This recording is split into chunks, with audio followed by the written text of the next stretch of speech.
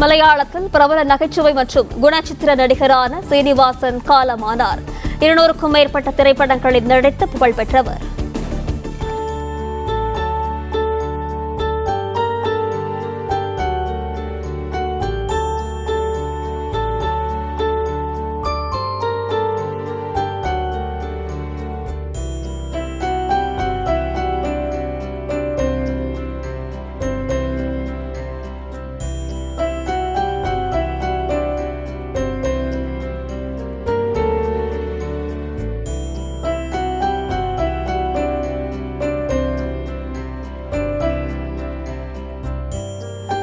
Play store மற்றும் app ஸ்டோரில் இருந்து பாலிமர் செயலியை QR கோடு மூலம் பதிவிறக்கம் செய்யுங்கள்.